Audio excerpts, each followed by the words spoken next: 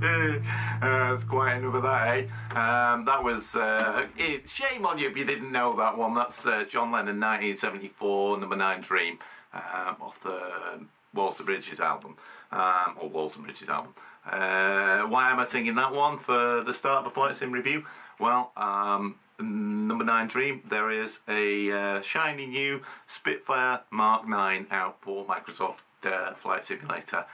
So we're going to take a look at that. See? Always thinking. Let's have a look at it. Okay, so is it a Number 9 Dream or is it a Flight Simmer's nightmare? Well, let's find out. So here we are in Microsoft Flight Simulator, and as noted, this is the Flying Iron Simulations Supermarine Spitfire Mark 9. So a bit about the product. Flying Iron Simulations are more well known for doing stuff for X-Plane. This is their first stab at something for Microsoft Flight Simulator. It's an Australian company. They've got a bit of experience. They've done a Spitfire in the past for X-Plane. They've done a P-47 Thunderbolt, a Grob. So you know, they're not new to making flight sim add-ons, but new to Microsoft Flight Simulator, as indeed a lot of developers are.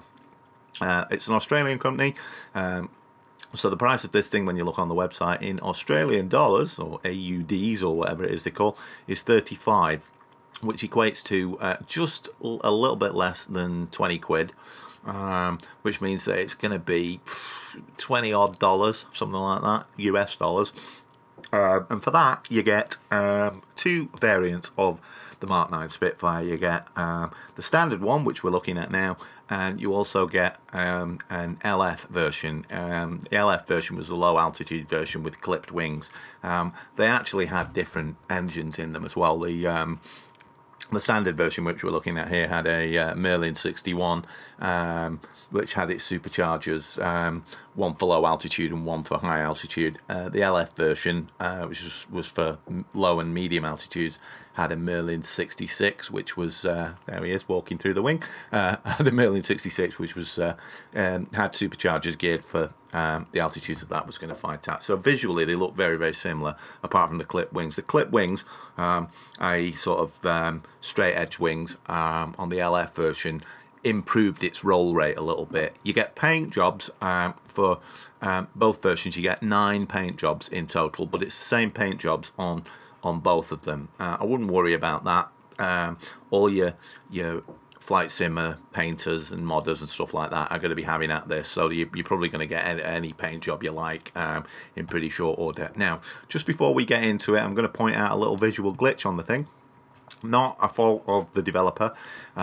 It's a problem with Microsoft Flight Simulator and the way it displays stuff, which will probably get addressed at some point. But if you look where the canopy is slid back, where my mouse pointer's waving around, you can see we're getting some flickering on the canopy, and that is because what we've got is we've got a transparent texture of the canopy slid back, which is sitting over a transparent texture for the fixed bit of the canopy, which is over, and I'll prove to you that that's what is causing that. What I'll do is I'll close the little latch there like that, and I'll close the canopy like that, and we'll go back on the external view, and you can see no problem.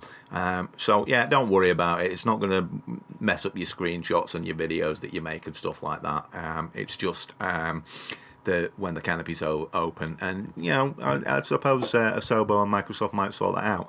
Now, you'd have to be blind not to see what a beautiful and incredibly accurate model of the Spitfire 9 this is.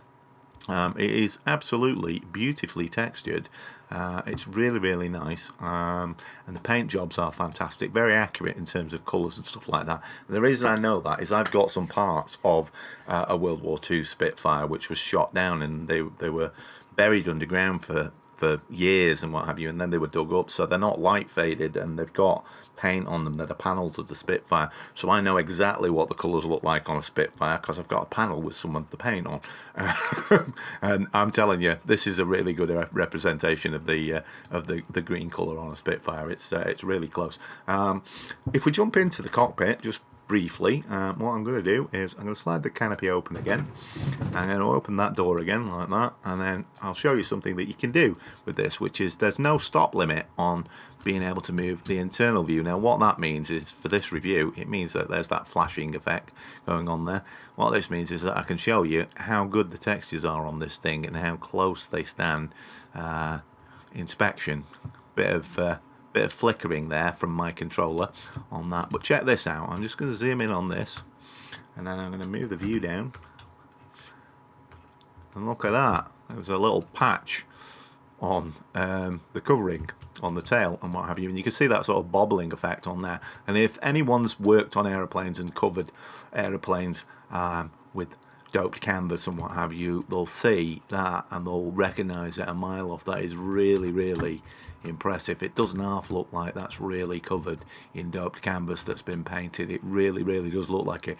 You almost want to reach out and touch it and tap it, and you'd hear that kind of drum skin noise. You go boom, boom, like that when you touched it and what have you. It looks like it would actually do that, which is really, really cool. Moving back to here, I'll show you something else that's cool about it. If we come here, I'll show you how good the modelling is on the thing. So I'm going to move the view down like that to the trailing edge of the flap and what have you. I'll just move it back a little bit, and then what I'm going to do is I'm going to lower the flaps, and there it goes. And you can see the detail on the inside of the flaps, but what you also saw, if I move that view back up a little bit, is you can see that all of the flap actuator system is modelled as well. There you got that panel that pops up. You can see that from the cockpit, so you can tell from the cockpit when the flaps are down, which is why they removed the flap position indicator from later models of the Spitfire. Now I'll just show you one other thing before we go back in the cockpit and start looking at it, just to show you how good the textures are on this thing. Have a look at this. Look at the way it's got like dirt on the surface that's been washed about by water and fuel and rain and stuff like that, and moved the dirt around, and people have wiped it and stuff like that. It's absolutely fantastic texturing. It is so good, that. And the detailing on it's great too. You can see the muzzle of the Hispano cannons there, and we can see where the machine goods would be. It's got the doped canvas over the gun ports so that they don't freeze up at high altitude and all that kind of stuff. And then if we look at the landing gear on the thing, you can see the PBR textures on the tyres look great, and the alloy and steel and all that kind of stuff on the landing gear, and the brake pipes and all that lot. And if I put the flaps back up, we'll do that and look at the cooling vents on here and the detail inside them, like that, with the little sort of honeycomb bit on there and all the actuators for the radiator shutters and all that kind of stuff. It's just really, really fantastic. I'm going to reset the view on this, so I'll put that back in the cockpit. So we hit reset position, and that slings us back in the cockpit. Now then, you can see my controller needs a bit of a clean because it's shaking the control column. So absolutely, I'll do that flap thing again so you can see that you can tell the visual indicator for when the flap comes up. So let's have a look at what's in here, what's simulated and what isn't simulated. So let's have a good look at the cockpit. Now notice I can't close the canopy when I've got that little hatch door open, so that's accurate as well. So we could see the armour plating behind the seat, and then we could see the leather cover of the headrest and what have you, and we could see the seat there. This appears to have a Bakelite seat.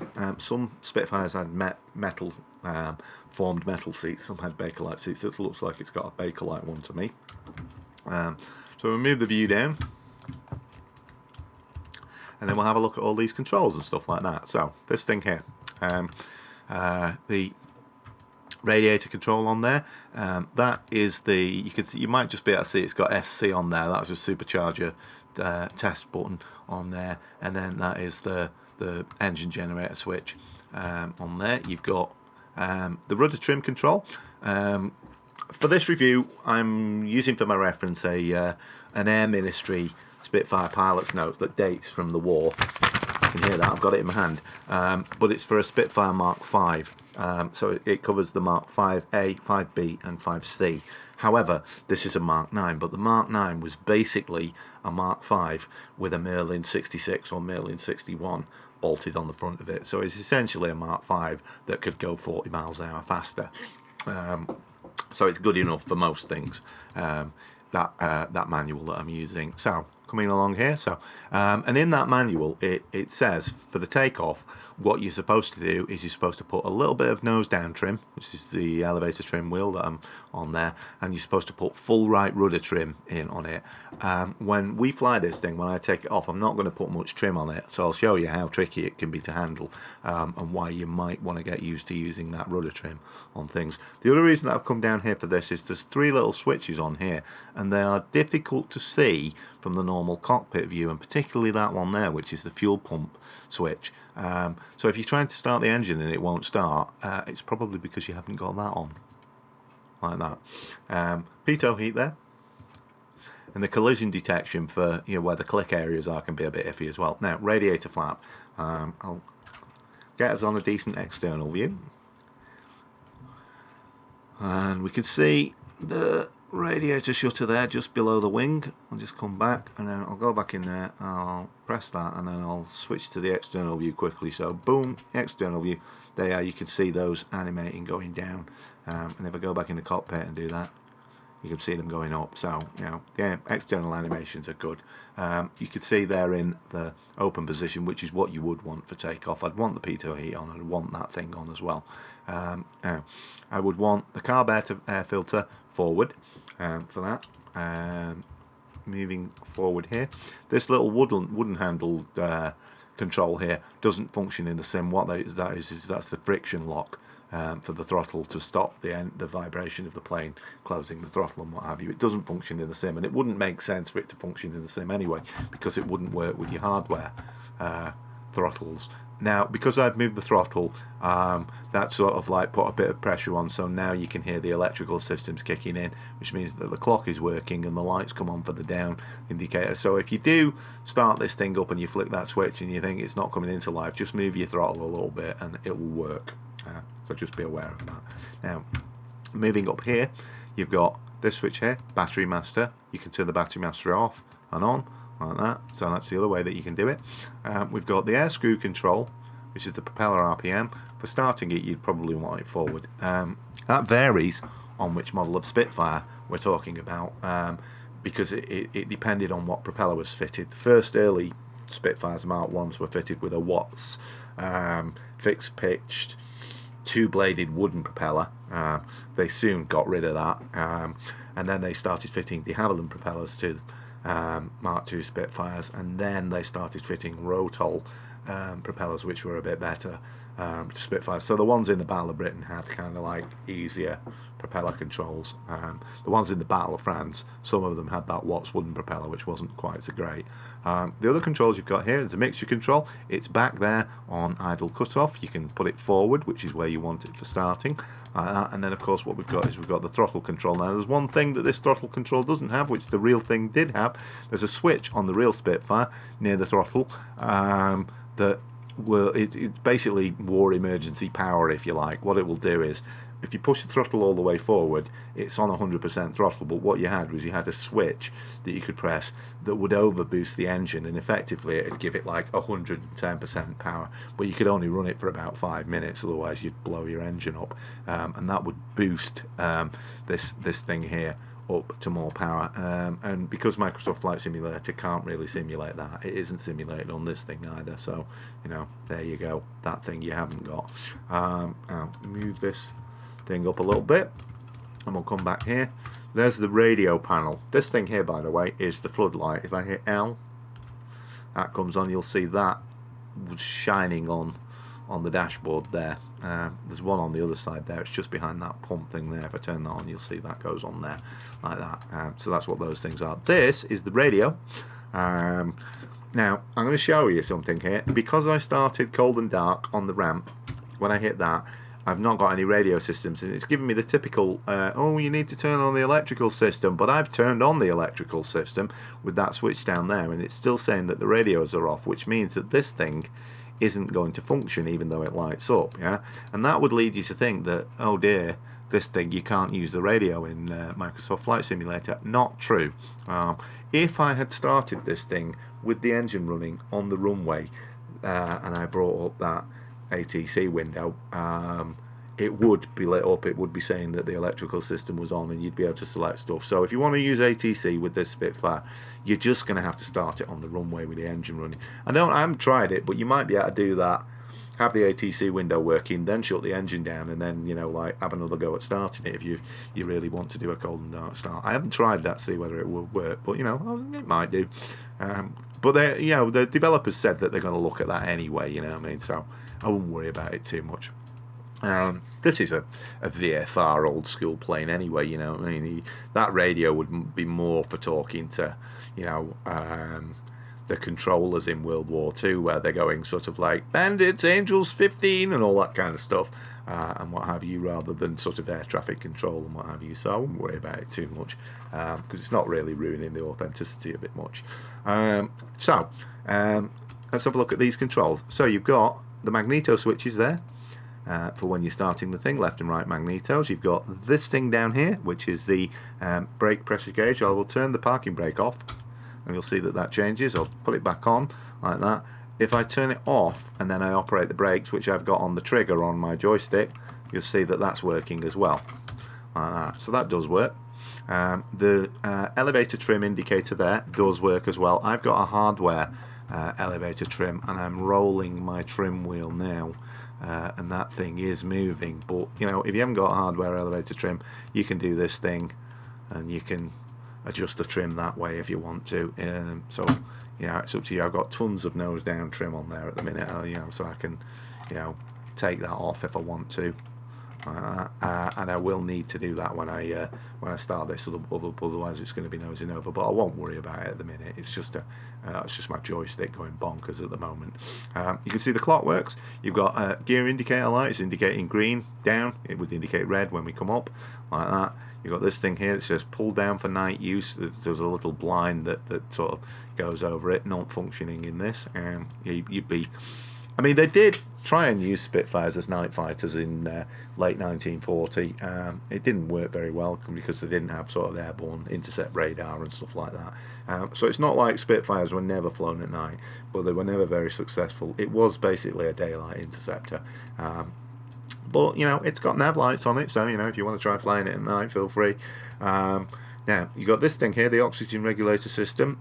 You can click that and it turns on the oxygen system, but what it doesn't do is it doesn't allow you to adjust the sort of demand system on it and all that kind of stuff, so it's not 100% like the real thing. But then again, you don't really need oxygen in your flight simulator anyway, so not a big deal. There's the flap lever, 2 position flaps, down and up. You only use the flaps for landing in a Spitfire. You don't use them for takeoff because they're split flaps, so they come down at a 90-degree angle and create a lot of drag, and they do create a bit of lift, but, you know, not a great deal. You've got that, your light switches like that, or of course you could use your keyboard controls. I've got an L key. Earlier marks of the Spitfire, Mark 1s, Mark 2s and some Mark 5s used to have a little flap position indicator there on the panel, but of course we've got that flap position indicator on the wing, so they deleted that off Spitfires because it was a waste of time putting it in there. Some Spitfire panels, if you look at them, they've still got the hole for where that was, but, you know, you don't very often see it on most Spitfires. You've got the controls for the reflector sight on there, but the reflector sight doesn't work in this sim, and there's no real reason for it to work, to be honest, because it's not a combat sim. It's not like you're going to be going down shooting down stuff and what have you. But, you know, if you're curious, they're the controls that turn it on.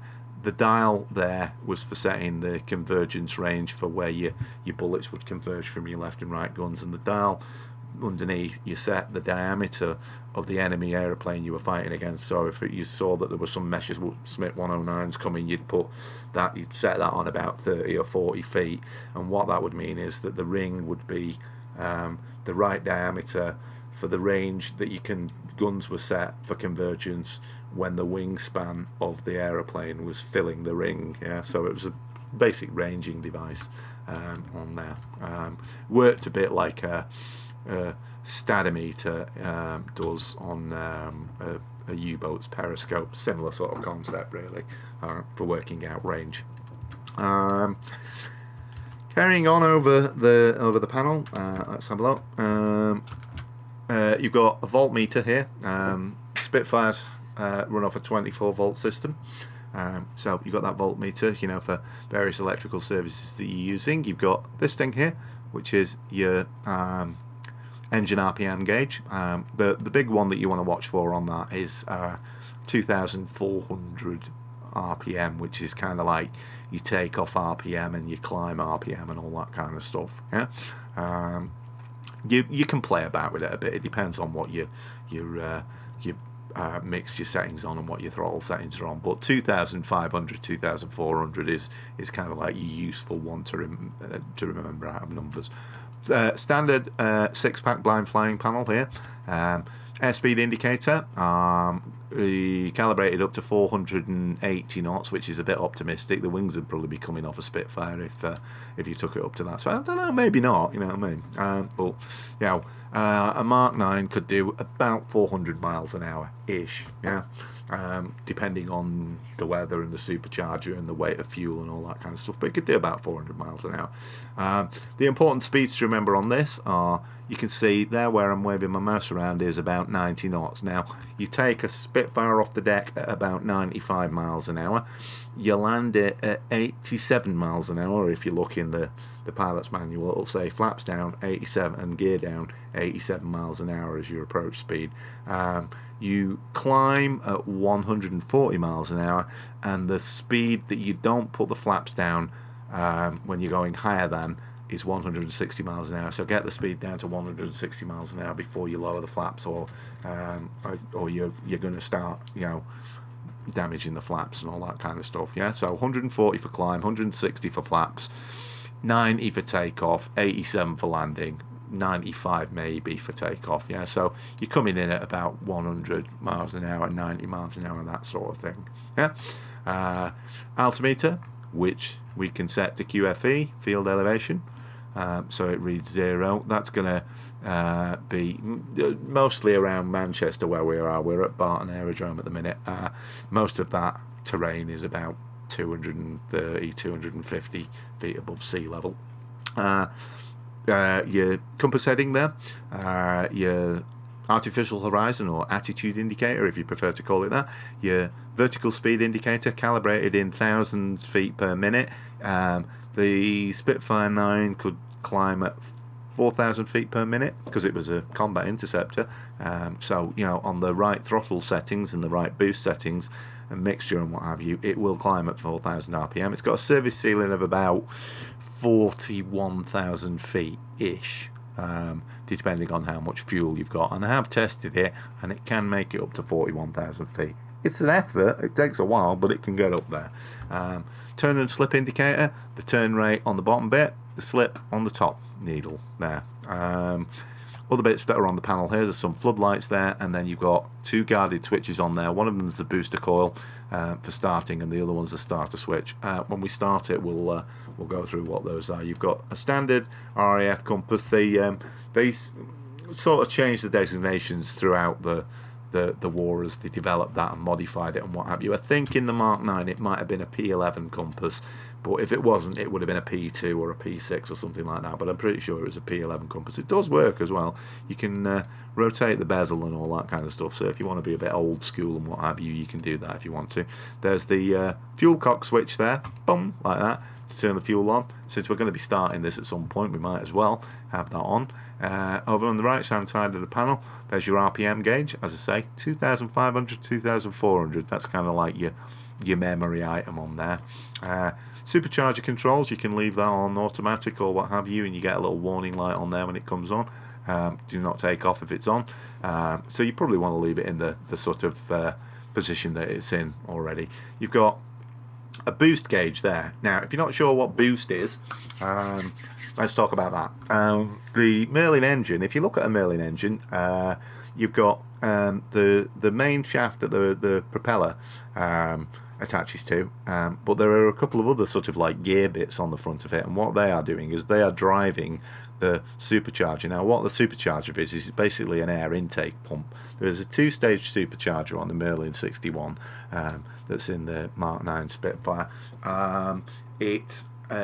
Basically what it does is it sucks air in and compresses it, because as your aeroplane flies to higher altitude, the air gets thinner.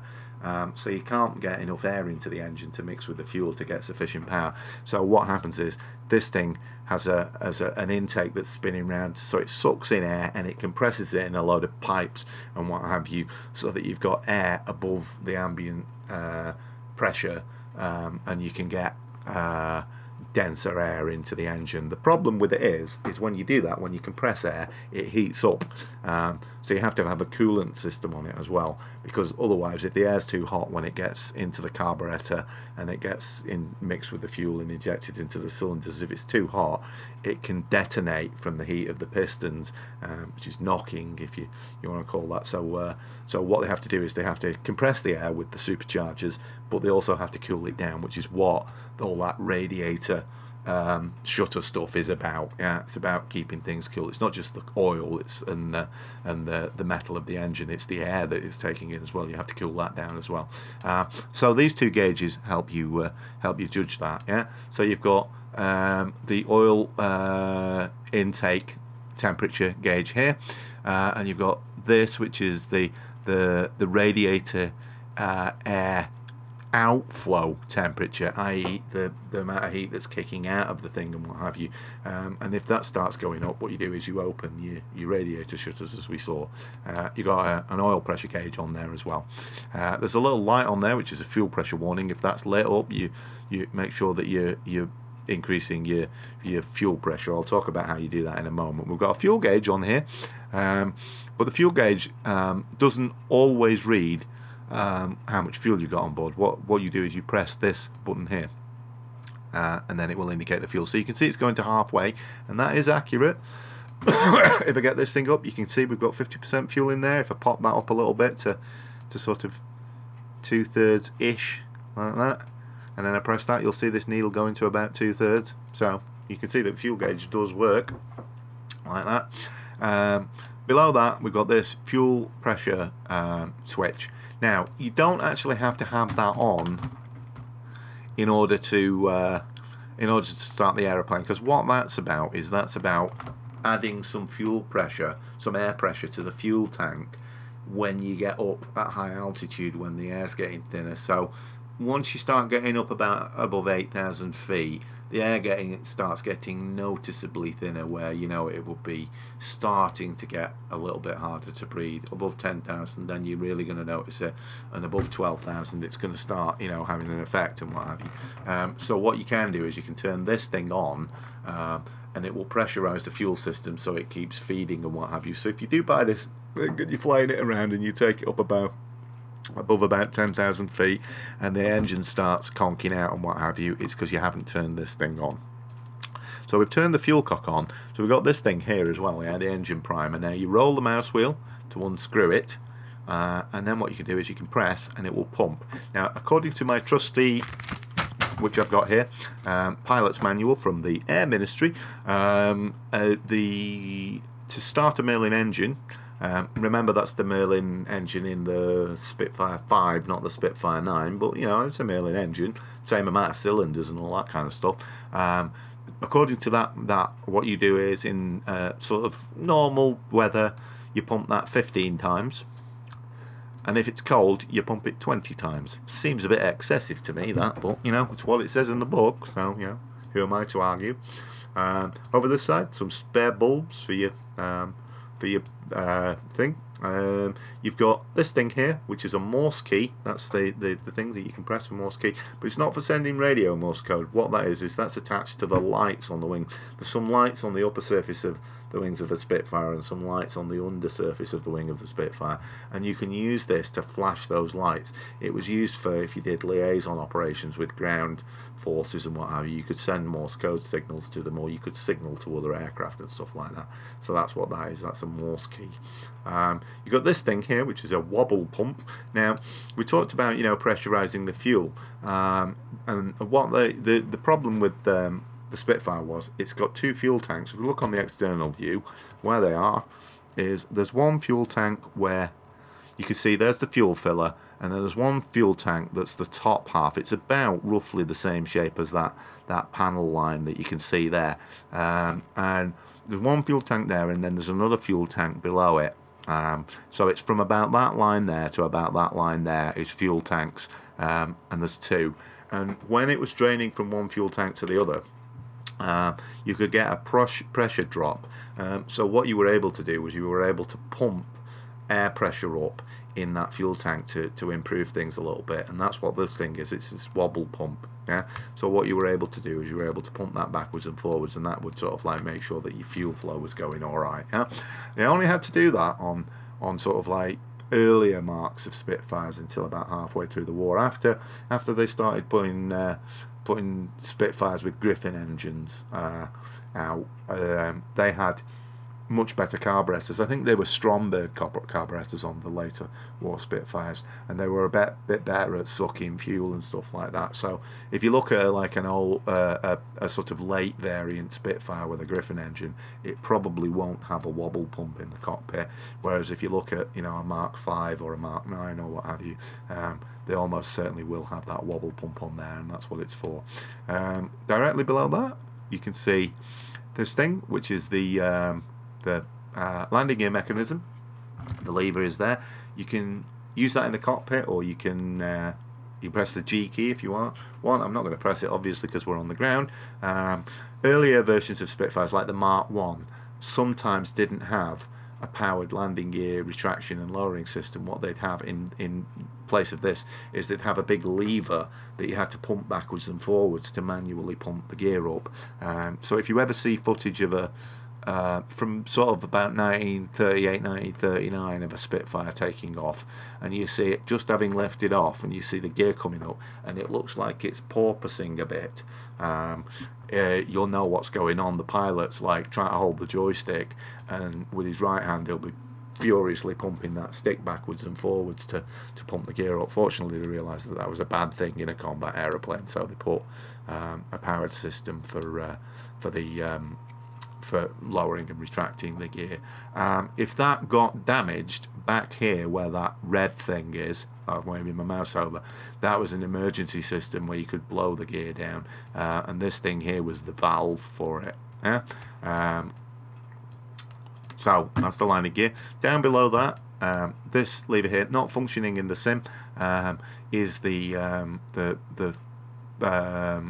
valve control for an exterior fuel tank on the Spitfire. It's not functioning in the sim because you can't put an exterior tank on this thing.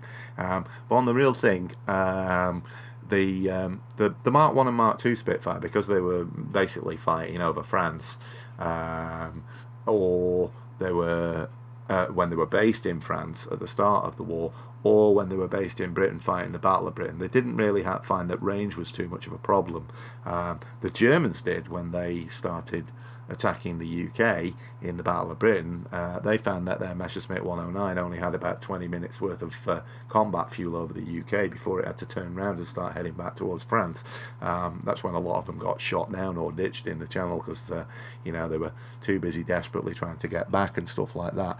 That became a problem for the British after the Battle of Britain in late 1940 and 41, when they realised that Spitfire taking off from the UK and going on attacking raids over France was having the same problem that the Germans had coming the other way, which is, you know, the limited range. So what they had to do was they had to develop an external tank for the Spitfire, and it was a bit different from what you see on most World War II aeroplanes. Most World War II aeroplanes, they usually have a fuel tank which is kind of in between where the two landing gear legs are, sort of attaching to the belly of the Spitfire. Not so on a lot of Spitfires. A lot of Spitfires, what they actually had, I mean, some later marks had tanks that could attach there or could attach on the wings, but the very, very first ones had something called a slipper tank, and that went underneath the engine area where this air intake is.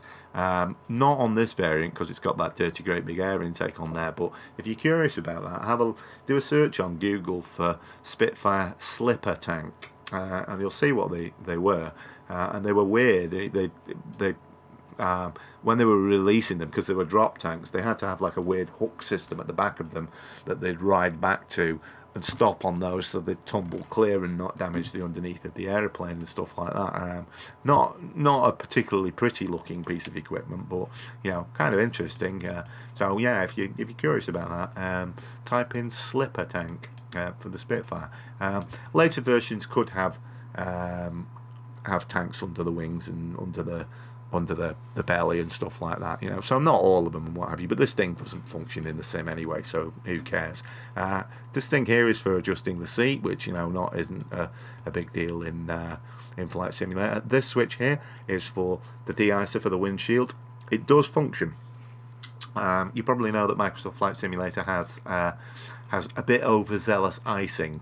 Now, there's no airframe icing model on this thing, which is probably good because, you know, it's a bit over the top in Flight Simulator, but it does model icing on the windscreen, and you can get icing in Microsoft Flight Simulator when you probably wouldn't normally have it, so it can get a little bit annoying sometimes. So it's nice that this thing can be turned on and it will clear the windscreen.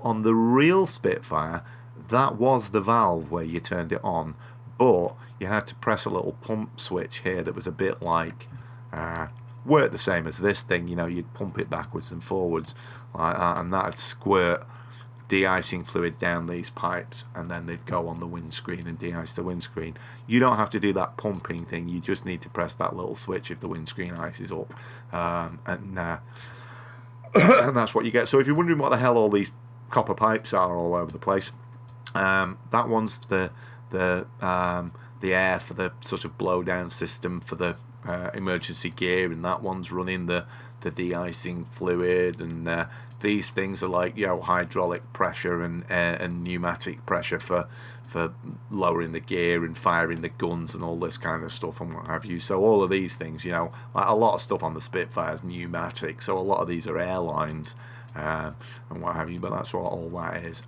This thing here is interesting. It doesn't function in the sim. If you look in some Spitfire cockpits, you'll see that this has got a big warning sign on it that says danger. And what that was it was a self-destruct system, believe it or not. Most RAF planes in World War II had a system on them which was called IFF, Identification Friend or Foe. And what that was a radar could paint the plane with a radar signal, and it would interrogate a detector, and it would detect that it was being scanned by a radar, and what it would do is it would transmit a radio signal to the ground saying, no, I'm friendly, don't worry about me. And that's why it was called Identification Friend or Foe. And the British were sort of very proud of this and what have you, but they wanted to keep it secret at the start of the Second World War. They didn't manage to, but they wanted to. And so what they were worried about was if one of their planes crashed in enemy territory, if it did a belly landing, and so it belly lands in enemy territory, and the pilot's undoing his straps and trying to climb out of the plane, and there's a load of German troops running across a field going, "Hand the hawk, Englander!" then he probably wouldn't have time to get out a flare gun and fire it into the cockpit and destroy the plane by burning it and what have you. So if he found himself in that situation, what he could do is he could flip up that cover, press two buttons, and there was a detonator on the IFF system in the tail which would destroy it. It wouldn't destroy the plane, but it would allegedly keep that thing secret. As it turned out, when the British Expeditionary Forces that were in France at the start of the Second World War got their arse kicked by the Germans and had to retreat to Dunkirk to go back to the UK prior to the Battle of Britain. When they were retreating, the Germans were advancing so quickly that the British had to abandon airfields, and they left a lot of aeroplanes intact on French airfields when they bailed out. So the Germans got their hands on quite a few British aeroplanes, including Spitfires and Hurricanes, so they were able to inspect them. So they knew about that IFF system anyway, so it was a bit pointless that it had that thing on it. But, there you go. That, in fact, was how the Germans managed to test the Spitfire before the Battle of Britain against the Messerschmitt 109. They got a lot of, Messerschmitt pilots, like, famous guys, like the guys you've heard of, like Pips Priller and Werner Mulders and people like that, to test fly the Spitfire and compare it to the Messerschmitt 109, and they concluded that, to use their exact words, they said that it's a nice aeroplane to fly, but as a fighting machine, it is miserable. Now, there's a reason that they said that, and that was because what they had captured was Mark I Spitfires with the early propeller, the early fixed pitch Watts two-bladed propeller, and they were right, because the prop didn't have an automatic control system like the later Rotol and de Havilland propellers that were on the Spitfires that were in the Battle of Britain. The ones with the wooden propeller, you had to faff around with the throttle a lot, because you'd have to be kind of over boosting the engine or under boosting the engine to get it to fly at the right speed. And while you were faffing about doing that, it was difficult to get behind a plane and stay with it and start shooting at it and what have you. So they were right, it was something that needed improving. But of course, by the time the Messerschmitt 109 was fighting against modified Mark 1s and Mark 2s and stuff like that, that wasn't the propeller that they were using anyway, so they were wrong in that conclusion. They did still kick the arse of the Spitfire early on, but that was more about the RAF using sort of outdated tactics. Didn't take long for the RAF to realise that they should be using the same tactics as the Germans were doing, which was the flight of 4 aeroplanes, 2 elements of a wingman and a leader, and another wingman and another leader, and they'd fight in a unit of 4, and then you multiply that for another unit of 4 and another unit of 4, and 3 of them would make a squadron and all that kind of stuff, which is what all that green flight and red flight and blue flight and yellow flight was all about, red leader and all that kind of stuff. So by the time the sort of Battle Britain came around, they were starting to use better tactics and what have you. But all sort of interesting history stuff. Down on the floor, these little things here, you could adjust the length of the rudder pedals if you were a short horse or you had long legs. The control column here, it's interesting in the Spitfire. The control column in the Spitfire moves backwards and forwards like traditional control columns, but only the top half of it moves left and right, which isn't true of a lot of control columns. But what that means is that it could sometimes be a little bit difficult to on the early versions that had canvas covered ailerons, it could be sometimes difficult to move it against the control forces because you didn't have a long lever. That was one of the improvements that they made on the Mark V and the Mark 9 and stuff like that, was not having canvas covered ailerons. It had metal ailerons and what have you. So that was one of the things that was interesting. The little thing that looks like a bike brake lever on here is in fact the brake lever on there. I'm pressing the key to operate that. And the other thing that you can see on there is the button there, which is, if we look at that, that's the fire button for the thing. So I think that pretty much covers everything that's in the cockpit. So let's get this thing going, shall we? So to start it up, what I want to do is I want to make sure that switch is on and that switch is on. So watch out for those 2 switches on there. I want to make sure. I don't actually have to have that on, but I'll turn it on. I definitely want that thing on. I want to prime it a little bit like that. I want to make sure that I've got some fuel pressure, so I might have to use that wobble pump. Make sure that little warning light is out there. Make sure that I've got some fuel on it. I need to turn the magnetos on like that. I'm going to reset the view to the normal cockpit view for when we do that. Now the normal cockpit view, I think it's a little bit too high. I kind of move it down a little bit. I think that's probably a little bit of a better view. And since there's a guy wandering about there, I know he's not a real person and what have you, but if we were going to start the engine, we'd lean out and yell clear prop, just to make sure that everyone knew that the thing was going to be started. I mean, in reality, a lot of the time it would have an accumulator trolley plugged in there, so people would know that you were going to start the thing. But you know, with that AI guy wandering about, you know, we want to yell clear prop. So it's there is a way. Now, to start a Spitfire, not every one of them had a booster coil on them, but a lot of them did. Now, what that is that's the starter switch. Well, this is the booster coil. Now, the booster coil, what that does is it provides a little bit more of electrical power to the spark plugs, and it slightly alters the timing on some Merlins as well, so that they can start a little bit easier in cold weather. So, you know, if you're having difficulty starting the thing, what you could do is you could give it a bit of boost like that, and you can hear kind of like an electrical hum. You don't have to do it in the sim. It tends to start without it. If you want to do both, put your mouse in between and you'll get the boot starter and the booster coil. If you listen now for the engine start noise, it's really good.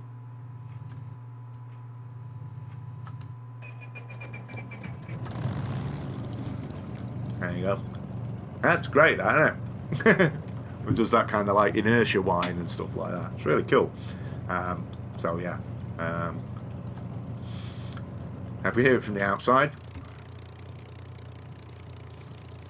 that's a really, really great idling sound. I'll give it a little bit more power.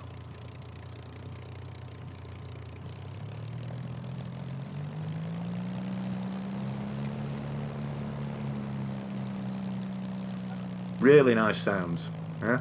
Some people have said that they don't like the sounds on this. It's like, you know, you've not been around many Spitfires if you don't think that's a nice sound. Now, in reality, you know what I mean, I should have the volume cranked up massively because they're not quiet Spitfires, but it is a great sound. I think they've done it really, really well. You can tell that's recorded off a real one, tell a mile off. Now, I could close the covers on that thing there. Now, on the real Spitfire, what you would want to do is you would want to warm the engine up at a fast tick over. That's what it says in the manual. So you give it a bit of jip like that, yeah? Now, notice some interesting stuff going on here, which is nice touches. You can see that the turn and slip indicator's rattling a bit there. It's kind of cool.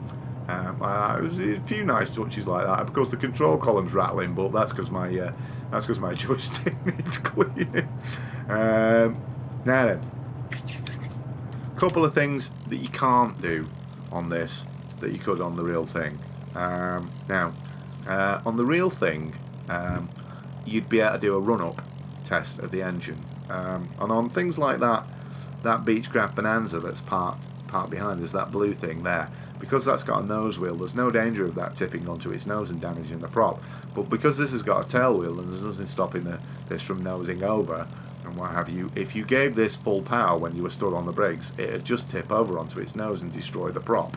So what they used to do with Spitfires was, if you stood about where you can see on the back of this thing where it says ML214 and then there's a theatre band on it that's in grey, what they'd do is you would get a member of your ground personnel to stand there, and what they would do is they would face towards the back of the plane, and then what they would do is they would lie across the tailplane and they would grab hold of the trailing edge of the elevator, and so all their weight was on the tailplane. And if you stood on the brakes in the cockpit, or you had chocks in or what have you, and all this lot, and you kept the stick back a bit like that, you might not be able to get it all the way back because, like, don't forget there's someone lying across the tail holding onto it.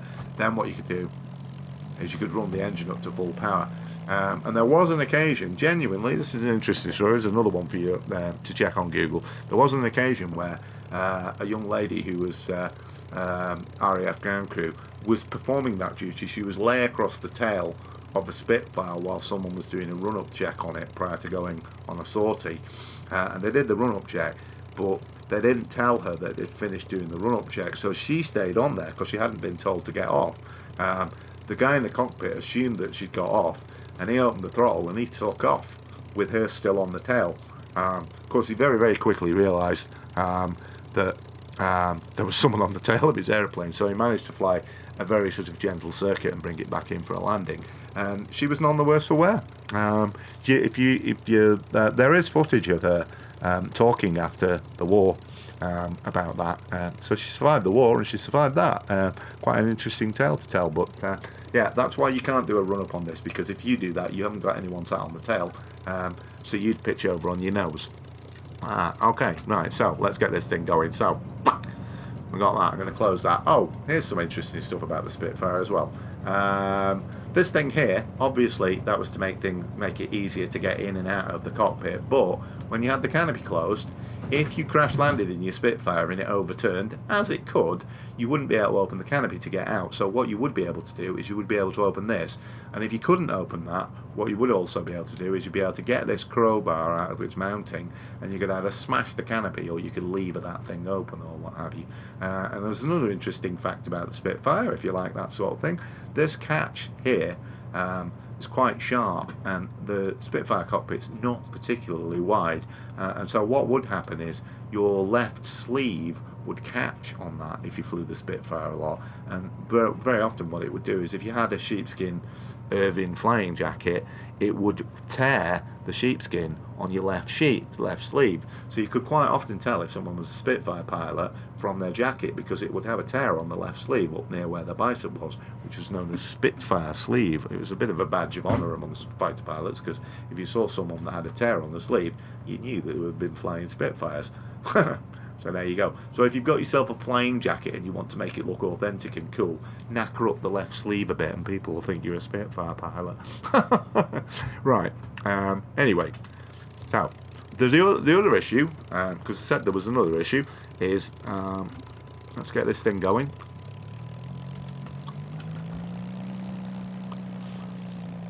The real Spitfire has a free-castering tail wheel. So it's not attached to the rudder pedals at all, but because of the way Microsoft Flight Simulator works, this thing is attached to the rudder pedal. So the tail wheel is turning because I'm turning my rudder, which means that if I then straighten the rudder up, there's no real reason that the tail wheel would instantly straighten up. So if I did this in a real Spitfire, gave it a bit of revs, gave it a lot of rudder, and then came off, it would probably keep going round like that. But it doesn't in the sim, it straightens up pretty quickly. It's not the end of the world, but you know, it's not totally accurate. What is totally accurate though is the landing gear on the Spitfire is really narrow, so be careful about turning it too tight, because if you dig a wingtip in, if you've got crash detection on, as I have, it will end your flight.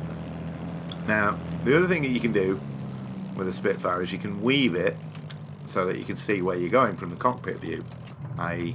that, because you can't really see where you're going. In reality, what they would sometimes do with Spitfires is they would open the canopy and they would have someone sat on the wing there, and that person would be guiding you and what have you. But of course we can cheat in lieu of not being able to do that and use an external view. Now, be careful on the brakes, because you can pitch this onto its nose if you're too overzealous with them. So I have it on my trigger and I kind of give it like quick blips on it to slow it down. Now here we are at the default Barton Aerodrome, which looks very nice now that they've done the UK update to the sim. This runway is a little bit over 2,000 feet long. A Spitfire on a good day can get off the deck in about 750 feet. We've got what looks like a very, very, very slight tailwind, so it might be a little bit longer than that. Now, you'll remember that I said that on the real thing, what you do is you put a little bit of nose down trim in, but I've found that can be it can make things a bit dicey after you've taken off in this thing. So I like to put, you know, sort of neutral in, and maybe even a little bit of pitch up. And on the real thing, normally what you would do is you would put full right rudder trim in and what have you. But in order to sort of demonstrate that this thing can be a bit tricky to take off in, I'm not going to put any rudder trim in. And I'll show you why you need to be aware that that's usually not a bad idea. So to start this thing off, what we're aiming for is probably about 4 pounds of boost on there. The pounds is the pounds above the ambient temperature, the atmospheric pressure that the supercharger's doing. Now, what you want is you prop fully forward, your mixture fully rich, unless you're up at high altitude. If you're taking off from Mexico City, you probably want your mixture back a bit. But you know, we're only about 250 feet above sea level, so full rich is okay. And instead of doing that with the throttle all the way forward, what you want to do is you want to bring the throttle in slowly, maybe keep a bit of stick back, so you know, bit of elevator with your stick back to kind of steer the thing straight. When it starts getting a bit of speed up, you know, you're bringing in the throttle slowly, get the tail off the ground and what have you, and then try and keep the thing as straight as possible with the rudder and maybe a bit of left aileron.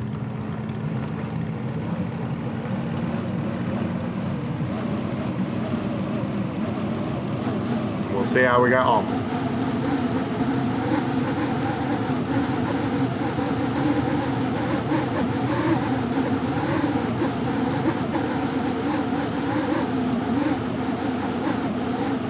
I gave it a lot of jip on the throttle there to get up. So that was a slight amount of left aileron and a fair bit of right rudder. And you could, the reason I put it on this view is you could probably see my control inputs for the takeoff. Now we've definitely got a positive rate of climb, so I'll go on the external view and we'll get the gear up so you can see the gear animation. Oh, there we go. Gear up, and up it goes, like that. Now I'm going to come back on the throttle because we're safely in the air.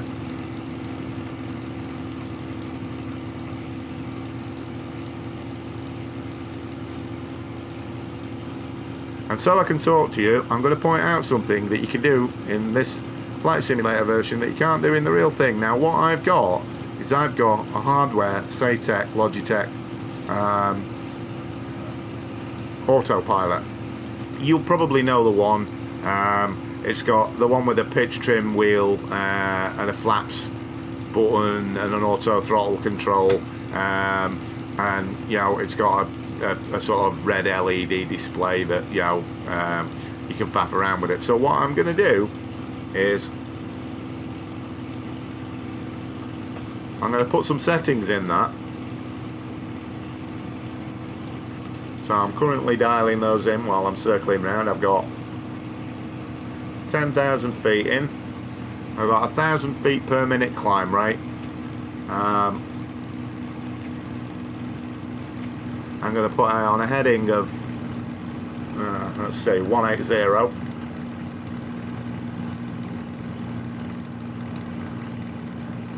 Ish.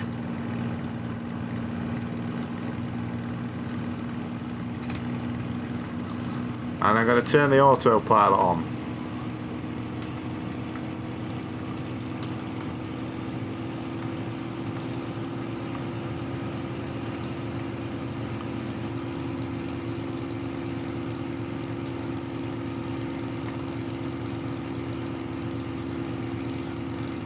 And that is now the autopilot of Microsoft Flight Simulator that's flying this thing.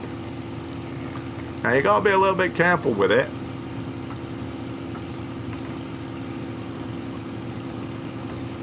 because it's also reading the trim of that autopilot.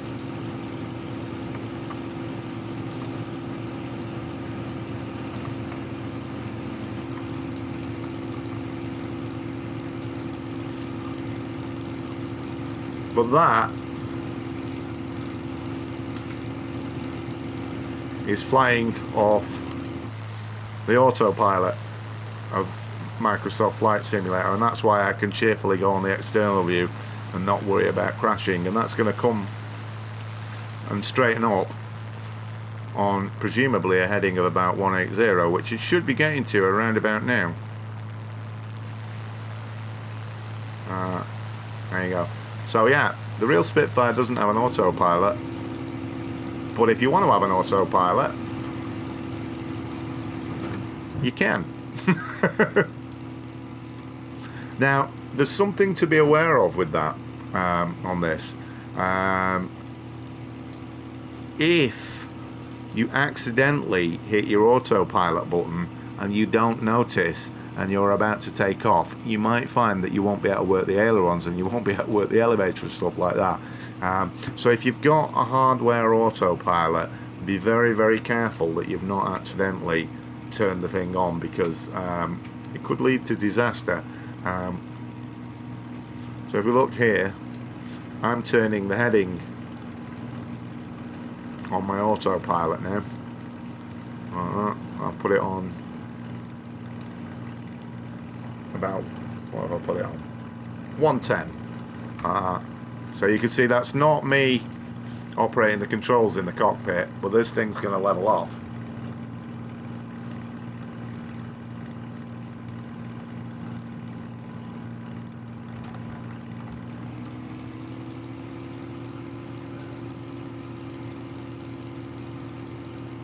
There you go. It's straightening out on that heading of 110. Now, that's good, you know, if you want to do sort of like external stuff and what have you, and you want to take, you know, movies and things like that, because it means that you can have this thing sort of merrily flying around on its own and what have you.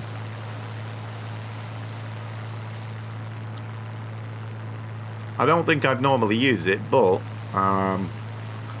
for the purposes of this review, it is actually proving quite useful, because it means that I can sort of cheerfully talk to you guys and have this on external views and give you a good preview of the thing while we're moving around and looking at stuff, and I don't have to worry about how this thing's flying.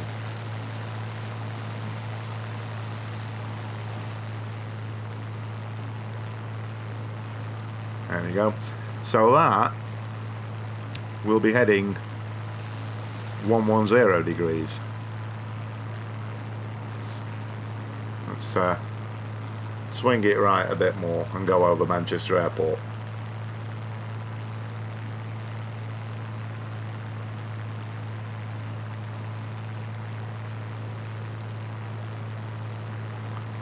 (200 degrees).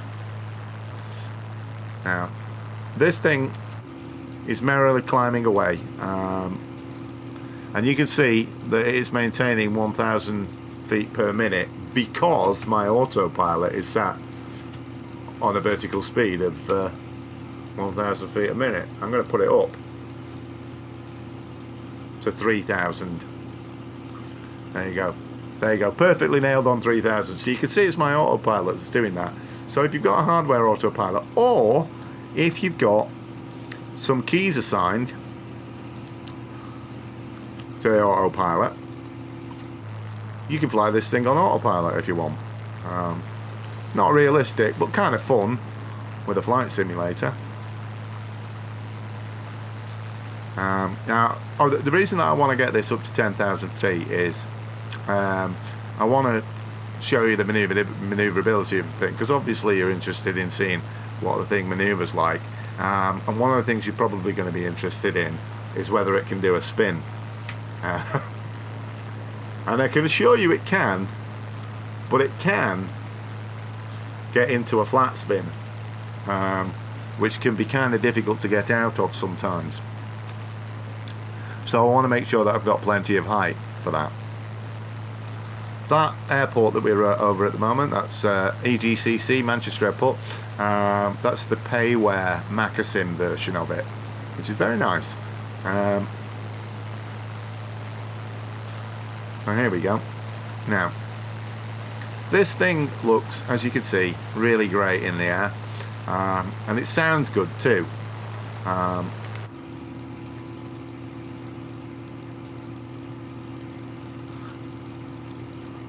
And it's got a great VC, good views and stuff like that. We're not icing up yet. Potentially we could, because it's Microsoft Flight Simulator, but if we did, all we need to do is just hit that little switch there, and then, you know, no problem. So, while we're merrily flying this around, why do you want a Mark 9 Spitfire? Well,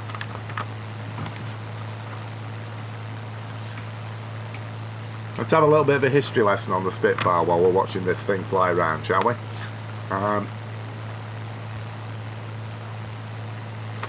In fact, what we'll do is we'll go in the cockpit, so it's not quite so loud. Now then, so you guys know Battle of Britain Spitfires were Mark 1s and Mark 2s. They're the ones that fought in the Battle of France, and they're the ones that fought in the Battle of Britain. But by the kind of end of the Battle of Britain, and the sort of towards the end of 1940, the Germans were starting to introduce the F version of the Messerschmitt 109, which was essentially a redesign of the Messerschmitt 109. So it was a lot better than the 109E that they'd fought in the Battle of Britain, and that meant that the Mark 1 and the Mark 2 weren't quite up to being able to fight with the thing. Now, the British had been working on an improved Spitfire, which was going to be the Mark III, but they were doing a lot of improvements to it that involved a lot of redesign on it. It was going to have a retractable tail wheel and a better engine and all sorts of stuff like that, and they were looking at doing pressurized versions of it. So the Mark III was taking a long time to develop. You know, there was a Mark III and there was a Mark IV as well. The Mark IV had 6 cannons and stuff like that, so that was another development one. So the next version that you got of the Spitfire was the Mark V, which was, you know, a really, really good Spitfire, and they produced a lot of them. But by sort of the end of 1941, sort of around September time, the Mark V Spitfire was better than the 109F, so it was doing well. But then the Germans introduced the Focke-Wulf 190, and that was better than the Mark V. It was about 40 miles an hour faster. And so the British were looking at developing other Spitfires, so they were looking at the Mark VI and the Mark VII and the Mark VIII. But all of those things were going to take time to develop and what have you, and they needed a quicker solution. So they went, well, what can we do really, really quickly that will solve the problem of the Focke-Wulf 190? And they went, I know, let's just bolt a better engine on the front of the Mark V. And that's what they did. But because the designations for the Mark VI, Mark VII and Mark VIII had already been used, the next designation was the Mark IX. So that's what a Mark IX is. It was a Mark V with a better Merlin engine bolted on the front of it. And that's why you see the Mark V and then you see the Mark IX. The Mark VI and Mark VII and Mark VIII, they did eventually get used and stuff like that, but they actually went into service after the Mark IX. So, you know, if you're wondering about the designations of them and why it's a little bit confusing, that's why it was a little bit confusing. Now, the Mark IX was actually the most numerous of all the Spitfire variants, but only if you take into account a couple of statistics. Yeah, a lot of Mark V's were converted into Mark IXs, yeah, by having that engine bolted on the front of them. Some Mark IXs were produced straight out of the factory with that engine on them, so they were genuine Mark IXs. But there was another variant, which was the Mark 16, yeah? And the Mark 16 was basically the same as a Mark 9, but instead of it having a Rolls-Royce Merlin engine in it, it had a Merlin engine built by Packard over in America and what have you, and those things had come over on boats and stuff like that.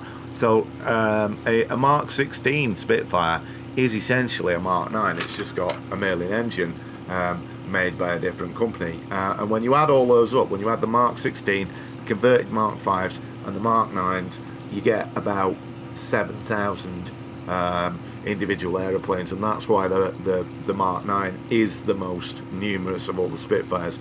And the other thing about the Mark 9 is that it's probably the best balanced of all the Spitfires. It's got the manoeuvrability of the early ones, but it's before it was getting extra weight on it and stuff like that. It's got cannons and machine guns, so it's got good armament and stuff like that, and that's why it is probably most people's favourite Spitfire. Personally, I prefer the Mark V, because I just like it, but it wasn't as good as the Focke-Wulf 190, whereas the Mark 9 was. And the Mark 9 was produced right up until the end of the war. The Mark 5 was produced for a long time as well, but the Mark 9 was probably the most versatile of all the Spitfire variants. Now, look at the external view. So this is a Mark 9 standard with a Merlin 61.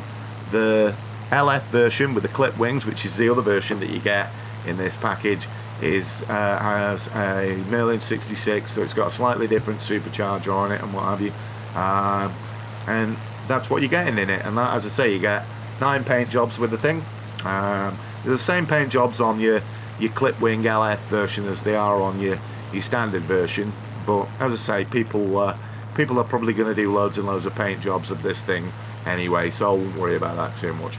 Now, so there's your little bit of a history lesson while we were climbing up to a suitable altitude. So I'm going to swing this thing around so that we're coming back over Manchester Airport, and then what we're going to do is we're going to do a bit of testing on this thing to see how it handles.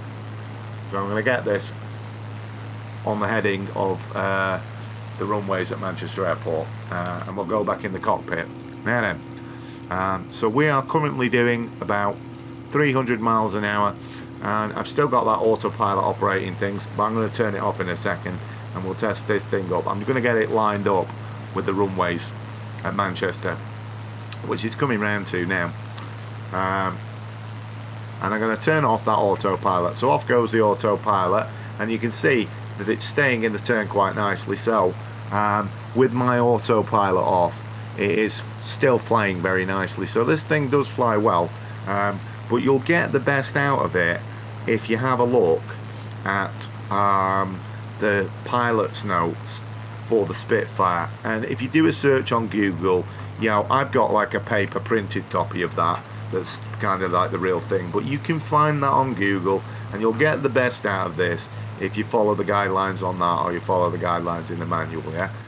So if you fly it like as though you're flying the real thing, you'll probably have a bit more fun with it. Now, here we are, and we are doing about 260 miles an hour.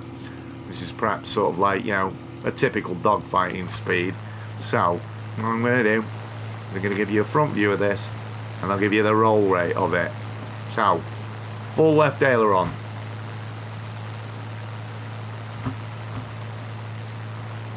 So it's got a good roll rate, you see. We're back in the cockpit, and we're going 270 miles an hour. Full right aileron.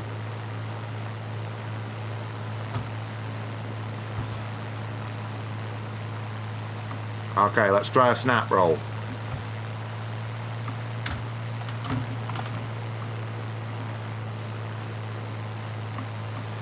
Not quite. I think I'd probably have to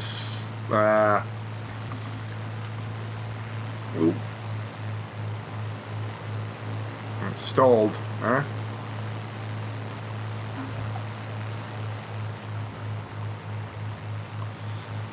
Let's see if we can stall it and do a snap roll. Let's see what the speed is.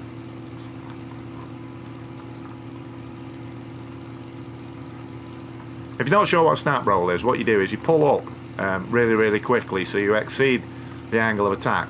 Both wings stall, but what you do is you kick in full rudder, so one wing stalls before the other, and effectively you're still going horizontal, but you're entering a spin with an auto rotation where one wing's stalled than the other, so it makes you roll really quickly. Some people would call it a flick. If you look in the Spitfire pilot manual, it actually says that it's prohibited manoeuvre, but it could do a flick, so let's try one. There you go. So it did do a flick. Okay, let's see if we can spin it. So we got a lot of speed off.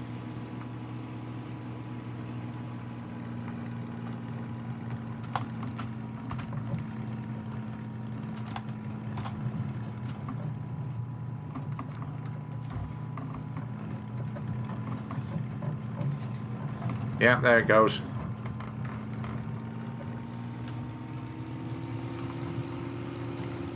That didn't quite develop into a full spin. This thing can go into a really, really flat spin.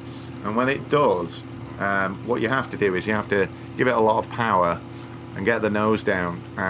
You might even have to sort of drop a bit of flaps to force the nose down. I'll see if I can get it to do a full spin. I'm really abusing the hell out of it here.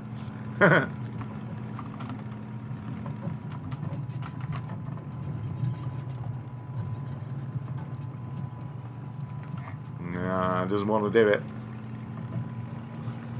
I'm kind of glad, to be honest, you know what I mean, because if it really develops into a bad spin, I might not recover it. What we're getting there is, now you can see when I'm in that cloud, I'm getting a bit of icing, which is another kind of thing that I was kind of hoping that it would do, because what that will demonstrate is that if you turn that thing on, it should clear it up pretty quickly. And you can see it is doing, there we go, the icing's gone. Alright, let's one more try at a spin.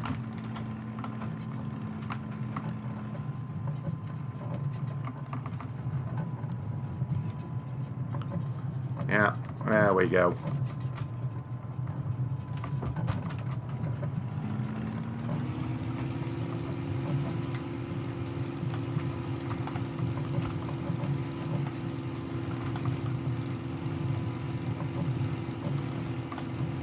Oh, that's an uncontrollable spin. I can't get out of it.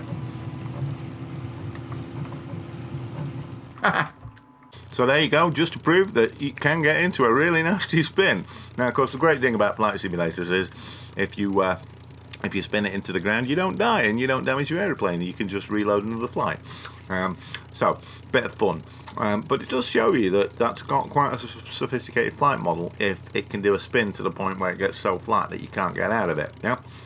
But the other thing it provides me with is the opportunity to, rather than stay with the same standard Mark 9 Spitfire for this review, is to load up the clipped wing version of it, which is the LF, which you can see here. And this is another one of the paint jobs which has got that shark mouth on that you're probably more used to seeing on P40s. So let's have a bit of a fly of this thing, and we'll just stay in the circuit for this so you can see how this thing lands. So let's get in the cockpit. The other thing that this allows me to show you is this. There you go, radio. So despite the fact that we saw before that, oh dear, the radio appears not to work, it doesn't really matter because I loaded this one straight onto the runway with the engine running, and you can see I am cleared for takeoff, and I can cheerfully do that sort of comm stuff on the radio if I want to, which is cool, like that. Tune Manchester Tower, like that, and what have you. So there you go. So you can use the radio if you want to. You might not be able to tune every frequency or what have you, but you know, the developers said that they're going to address that. Anyway, let's get this thing flying, shall we? So props fully forward, mixture is all groovy and what have you. I've got no rudder trim on. I've got neutral trim on the elevator. So let's take off in this thing.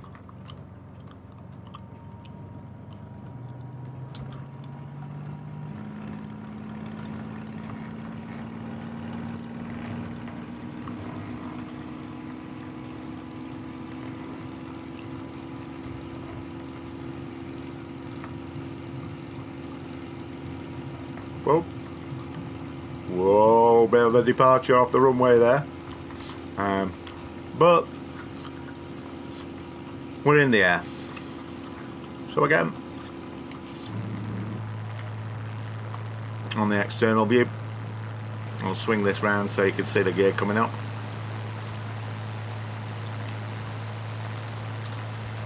So there we go, up comes the gear.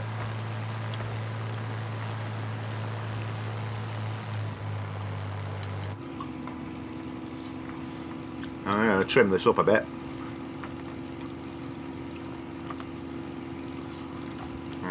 Get back on the throttle and we'll come round for a landing. Now, what I would probably want to do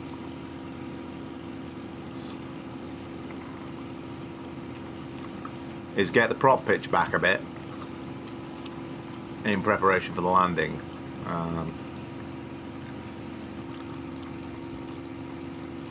But if we don't let it accelerate too much, we'll probably be alright.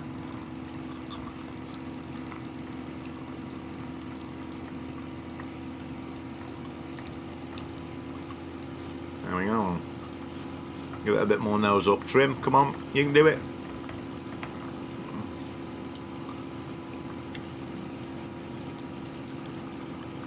There we go, that's about right. Now, of course, if I want to, by the circuit, I can get the canopy open. But it's a little bit noisier with the canopy open, so in the interests of making the review at least a bit audible, what we'll do is we'll bring it in for a landing. Now, I'm watching very carefully that the speed's not getting up too much here. But of course, as I say, what I could be doing if I wanted to is I could, you know, like get on the propeller RPM and back that off a bit, and that'd get the speed down a little bit.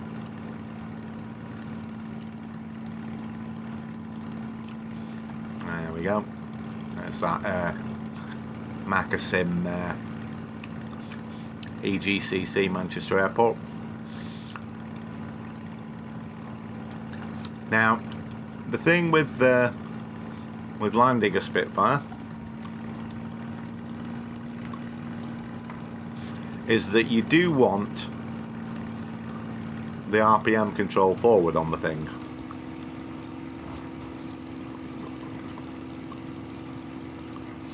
Because what you sometimes have to do with a Spitfire is ease it down a bit with a burst of power. Ooh. It was getting a bit loose there on the speed.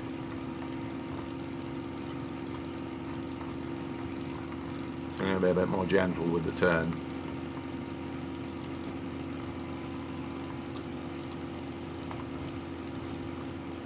What I'm trying to do here is keep the speed below 160.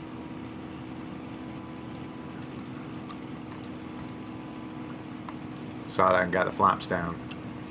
And we've definitely managed that. So what I'm going to do is going to get the flaps down. Now we can check that visually by looking there, and we can see that we've got the flaps indicator. And then what we can do is we can get the gear down too. And we've got an indicator light that shows that we've got the gear down. If we wanted to, we can go on an external view and check that. And we're watching the airspeed indicator pretty carefully here, because really what we want to be doing is we want to be coming down at about just over 100. And then when we start flaring this thing, about 90, 87, that sort of thing.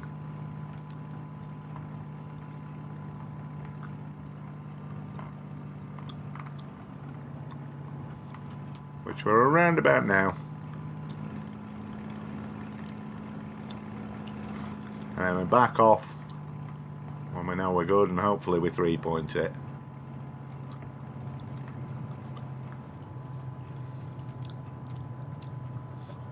There you go. Oop. Yay!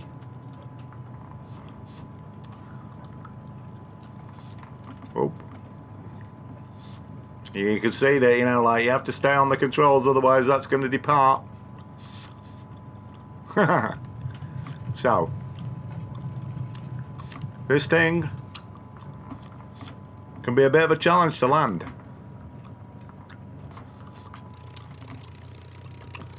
But then again, that's what you want. with your flight sim planes. If everything was, you know, really easy to land, then it wouldn't be any fun.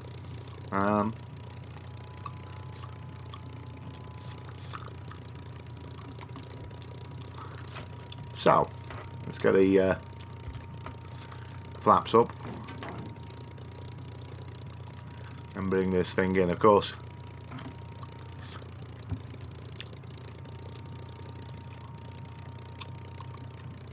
we could cheerfully taxi across the grass if we wanted to, since it is a Spitfire. So there you go, a really, really bad landing, you know. But, you know, I wasn't going to cheat and edit it out and go, oh, look, every landing guy makes perfect. You know, because there ain't no Spitfire pilot.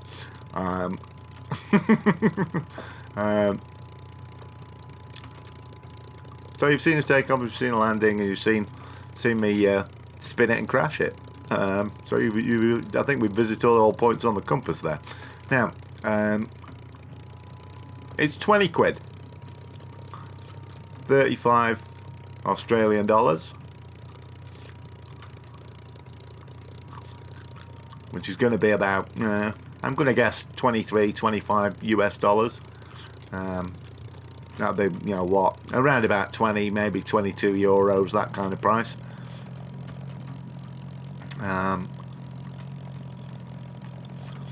And for that, you can see that, you know, it is pretty challenging to fly.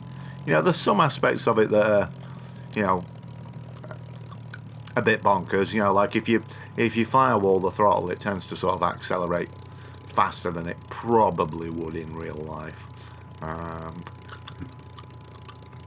But generally speaking,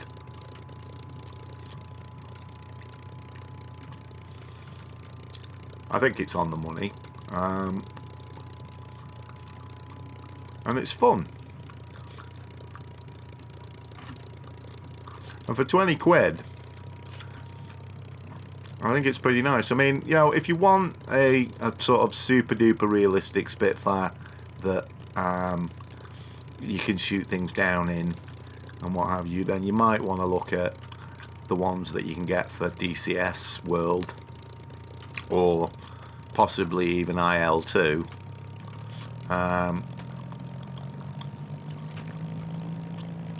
But if you want one that you can fly pretty much anywhere in the world and you're not too worried about shooting stuff down, then for 20 quid, this is good fun. I'm just having a bit of a taxi around this airport because I used to work here, and I've not really had a good look around this Macrosim one yet, or at least not since they installed it. So I'm just kind of having a bit of a nosy at it. He'd have got sacked for not giving away to an aeroplane, but then again, I wasn't using the proper taxiways. I'll go to my old workplace, shall I? Which is here-ish.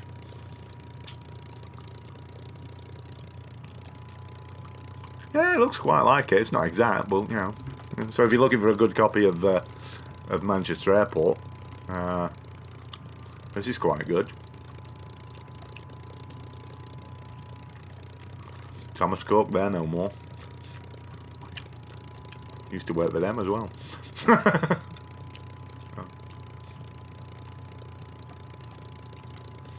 Yeah. Keep in mind what I said about, you know, you can get it on its nose if you hit the brakes too much. I'll just park it there. See? Now, very keen to sort of like jump on the nose and what have you. So yeah, there you go. The LF version with the clip wings. I don't think this is realistic enough to be having a fully simulated Merlin 66 in this version and a Merlin 61 in the other. You know what I mean? For 20 quid, I don't think we're going to get that kind of realism. But you can see that it's a really, really lovely looking model of a Spitfire. It flies well.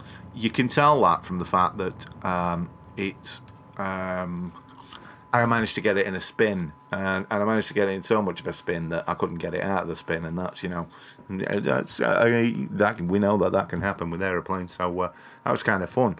I don't think I'd really throw a plane about that badly to be able to do that sort of thing, but it does show you that this is the kind of plane that you know, it's got, you know, it simulates vices and stuff like that and what have you. So if you're looking for something fun and a little bit different to fly in your Microsoft Flight Simulator, I think you could do a lot worse than this. I can't praise the exterior model of it too highly. It is a really, really lovely looking model of a Spitfire, and all the textures that you can get with it. We've only seen a couple on this, but all of them are really good. And there's obviously going to be loads more of them, you know, because who doesn't want to paint a Spitfire if you're into painting flight sim planes? Because there's so many different paint jobs that you can put on the thing, and particularly when you've got two variants to go at. So I can't praise the exterior model highly enough, and how it flies and the sounds on it and stuff like that, I think it's great. You know, some people are saying, oh, the sounds aren't that good. I think they are. I think they're really good. I think that you can't fault the interior model of it at all. That is a Spitfire cockpit. It's nailed on perfect. I mean, apart from, you know, it maybe should have a fuse box down there, and you know, not every switch is working on it. You know what I mean? There's enough working on it for you to have a lot of fun with it, you know. And I mean, I'd love it if, you know, like the supercharger was 100% accurate on it, and things like that. But it's close enough for my liking. So there you go. That was a look at the Flying Iron Simulations Supermarine Spitfire Mark 9. So if you managed to stay with me this long and watch the entire review, then thanks for sticking around. If you want to see more reviews from me, you know, feel free to comment, say, oh, why don't you review this, or, you know, if you didn't like the review, or you want to slag off my terrible spin recoveries, feel free to do so. And you know, if you like the content, check out some other videos on the channel, and, you know, if you want to subscribe, that helps me out, and if you want to hit the bell notification, you can do, and all this kind of stuff, or spread it around and what have you. In the interim, Microsoft Flight Simulator has an aerodynamics update coming out very, very soon. There is a Just Flight Piper Arrow coming out next week, and there is already a Carenado Piper Arrow out. And what I'm planning on doing, I've already done some work on it, I'm doing a comparison review between the two, and there is also the Aerosoft CRJ that's coming out in a couple of weeks as well. So there's loads of really great stuff coming up on Flight Simulator, and obviously I'm going to cover it all and what have you. And so loads of really cool stuff coming up, but perhaps more importantly, we are getting to the point where people are starting to get vaccinated against COVID-19. So we're coming out of the end of this terrible lockdown. We've probably only got a couple of months or so to endure, and then we can sort of start getting back to normal and all that kind of stuff, which is going to be great, you know what I mean? So in the interim, look out for all that cool stuff, but more important than anything, stay safe, and keep wearing that mask, because we've only got a couple of more months to endure that, and then hopefully we can all go out and get drunk and hug one another and stuff like that, and that'll be cool. Anyway, see you for the next Chock's Hangars video, which will probably be in a few days' time. Until then, bye.